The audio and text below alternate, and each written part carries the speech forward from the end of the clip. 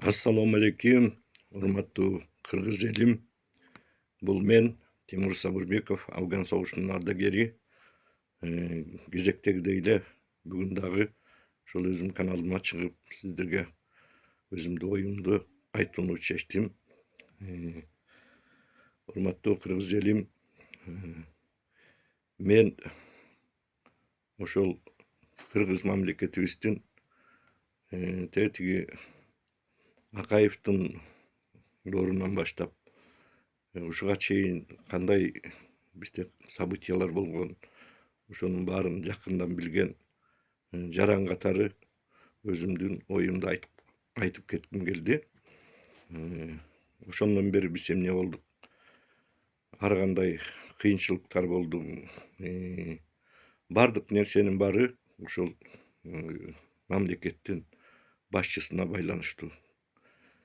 Кандай гана өзлөрүн оправдывать этпесин, бирок азыркыдай болуп өнүгүү эч качан болгон эмес. Биз аны жакшы билебиз, кандай кыйынчылык болгон элибизде. Эми ошол баардык событиялардан эмне болгонубузду ошондон сабак албагандар көп бизде. Өзүнүн популисттик көз карашын жана выскочкалар деп коет го, чыга калып кыска ою менен өзүн көргөзүш керек.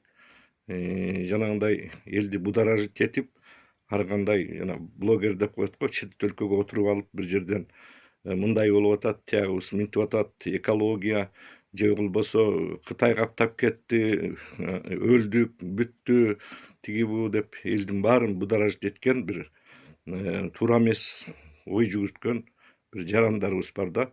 Баягы паника жакын адамдар. Ошонун себебинен көп нерселер болуп кеткен да биздечи. Ошон үчүн мына бизде түшүнгөн патриот, Кыргыздын келечегин көргөн мындай жарандарыбыз өтө көп. Кыргыз элибиз мынакей биздин президентибиз Садыр Нуркожоевичтин мына ушул бийликке келгенден берки программасын көрүп, биз ошого чоң ишеним жаратабыз.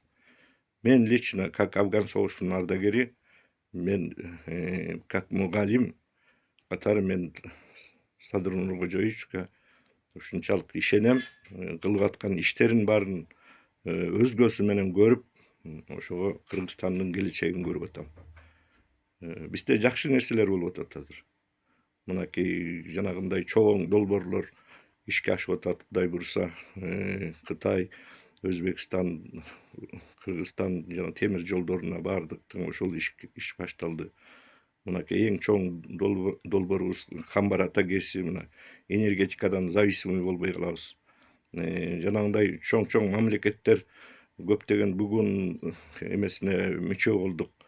Бүт канча деген мамлекеттер бизге дүйнөлүк, дүйнө жүзү уже биздин мамлекетибизге ишеним жаратып атат.